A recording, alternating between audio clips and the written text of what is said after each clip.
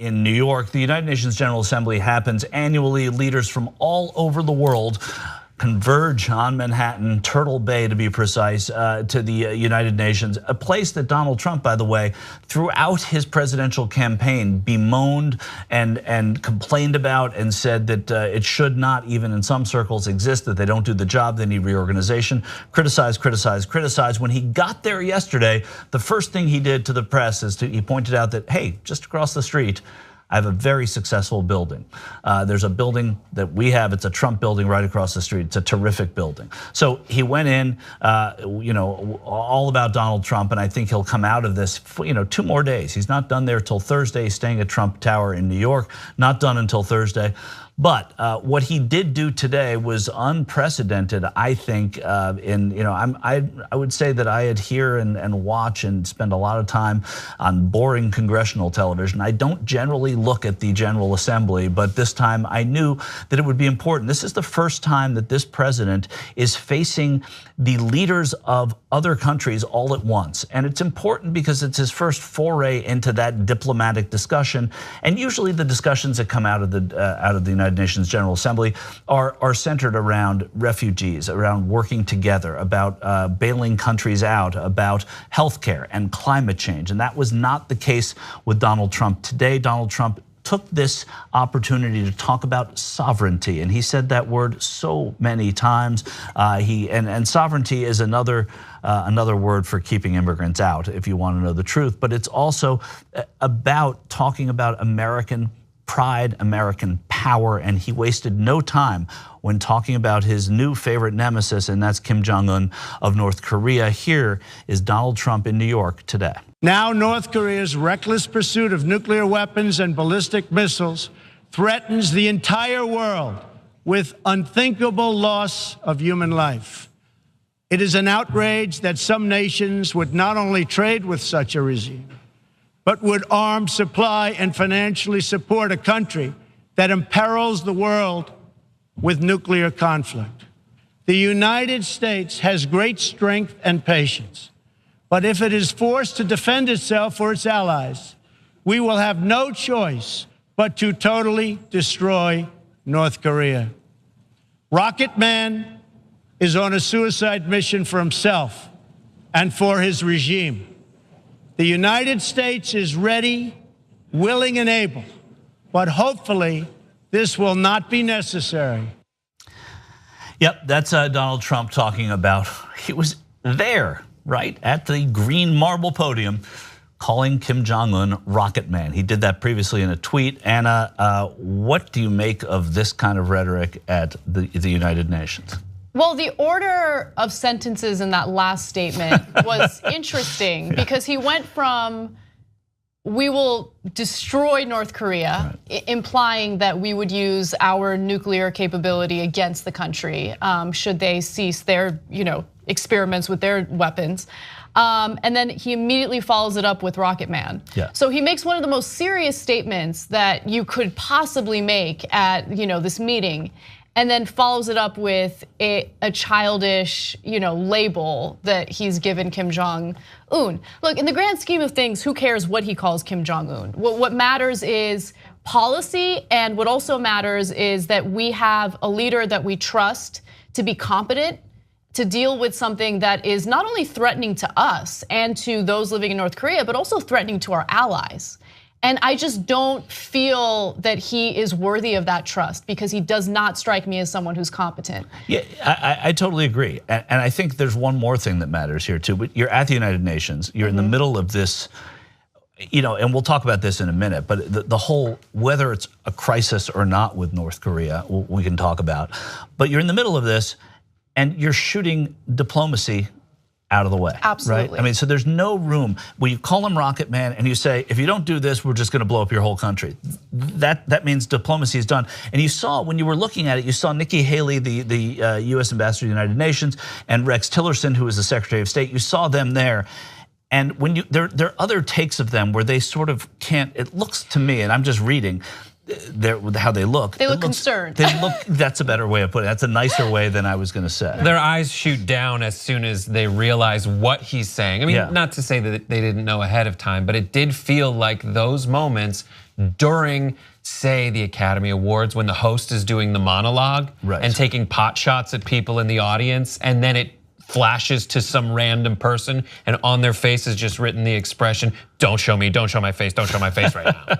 That's what it felt like. And then to use that kind of language, it felt not like a throwback to any famous speech that we know of someone bridging the gap between nations, using diplomacy, as you say. It felt like, I think it was like 2006, when you had the leader of Venezuela, Hugo Chavez, up there with like Noam Chomsky's book waving it around.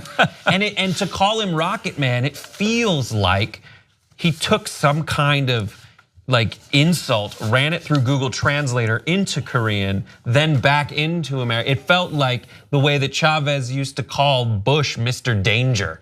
Yeah, you're a donkey, Mr. Danger. It felt that weird. Yeah, and there has been this kind of, there's like precedent. You cite Chavez, there was Fidel Castro showing up with a gun. I mean, there are things that have happened at these General Assemblies and in special addresses to the United Nations. But I can't stop thinking about this being the very first time that he has done this and presenting himself to the world, and this is how he's doing it. And that goes to your whole point about trust. Right. I mean, I had incredibly low expectations for his speech, and he met those low expectations. Yeah. So I'm not really shocked by anything. The only thing that is kind of shocking is usually when he says things that are outlandish or worth having some concern about, it's off the cuff. It's not something that's scripted, but he's clearly reading from a prompter there. That's a great question. I want to ask him. He's reading from a prompter, but I think he saw Kim Jong-un and he said Rocket Man. I don't think I was wondering about that. Like, I don't know. Was that written in the script? Right, you know, who knows? There's no way of knowing, but it is clear that he is using a teleprompter there because whenever he does speak off the cuff, he has the vocabulary and communication skills of a third grader. But the other thing that I wanted to quickly mention is, this notion that he's a great deal maker.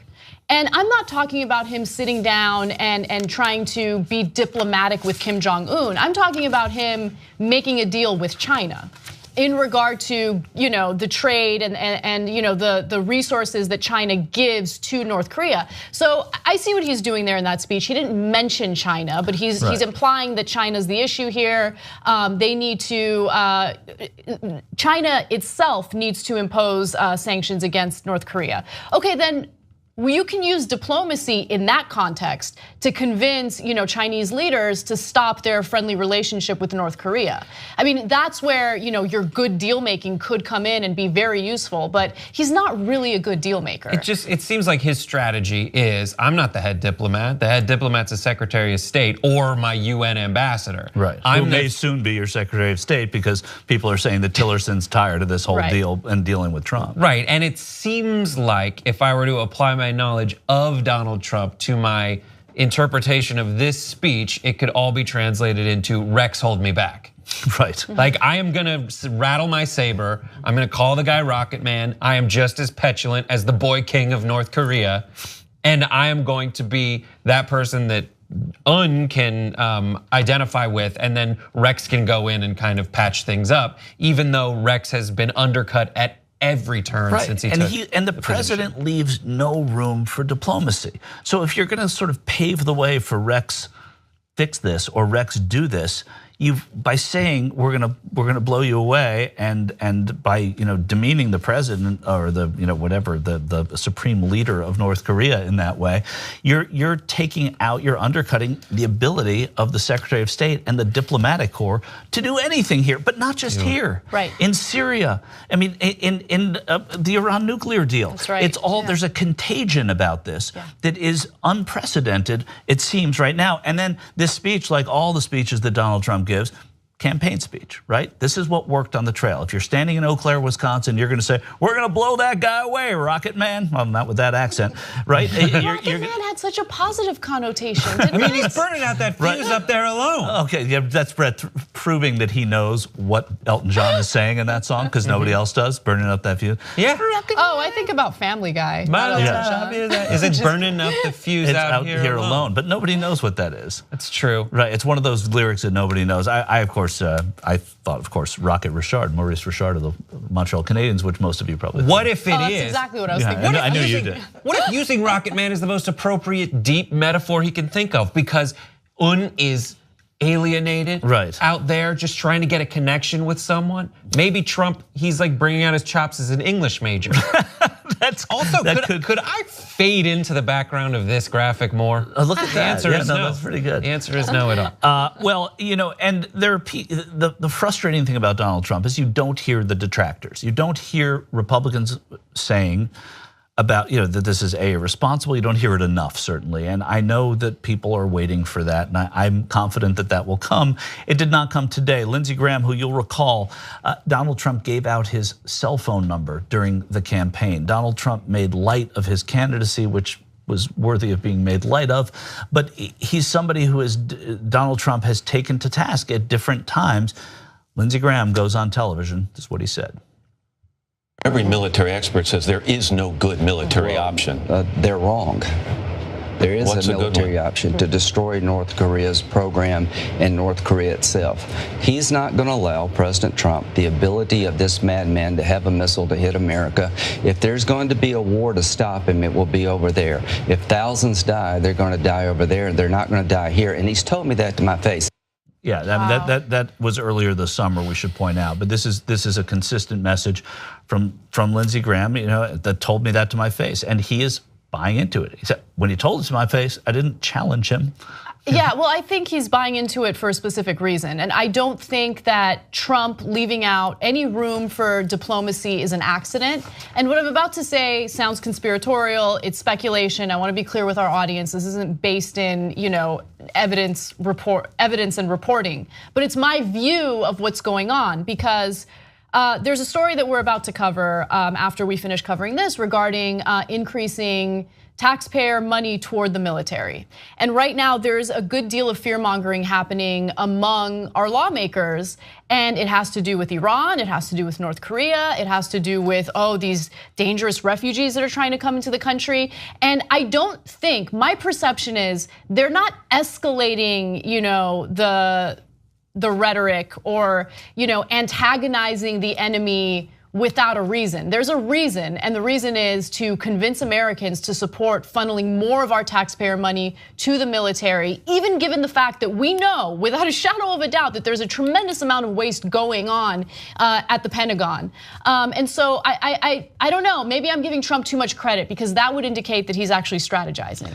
Well, yeah, which is always tough to do, but but it does bring up the question, what you just said, of this whole North Korea story, and whether or not it is the media, that we and the media as a whole are responsible for the escalation of this thing to a certain degree. That there's so much hyperbole out there now about this, that there was not really a threat. These two nations were not at the brink of war, North Korea and the United States. And now, because of the constant, yes, he's testing them. Yes, there are problems with South Korea and North Korea.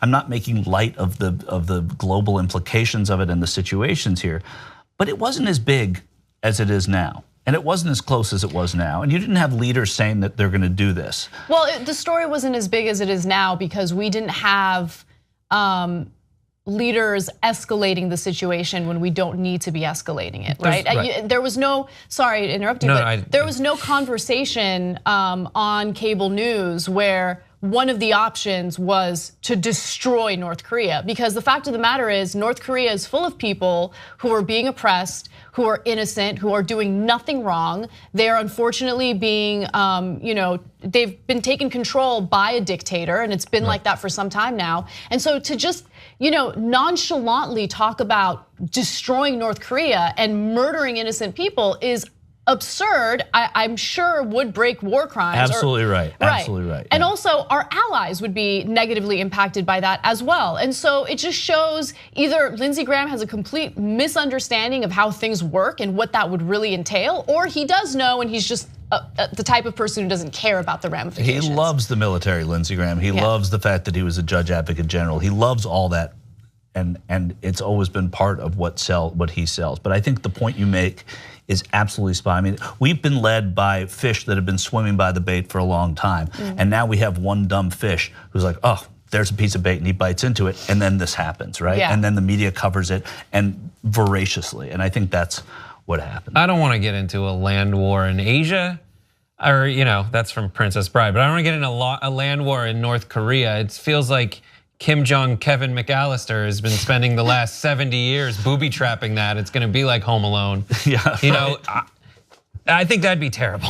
Yeah, it would be terrible, and he is trying to seduce this into happening to some degree, or at least, this is the campaign Trump again. I mean, I talked about it a second ago. This is the guy who loved. This is what he sold out in America, and this is what they bought, and so he'll keep selling it. But remember that strange moment when Trump kind of humanized Kim Jong-un along the campaign trail, where he's like, I get this guy, he's got a powerful dad, he's trying to define himself, he's a pretty smart, sharp cookie or whatever. Right, I mean, because they're the same person. They are the same person. That's what's so terrifying about it. Right. Is that they'll do the same thing back and forth until something terrible happens. And their father willed to them an empire, and they've almost both bankrupted it at different times and seen it rise. And the comparison is unbelievable. Help us build independent media. Become a member of the Young Turks. TYTnetwork.com/join.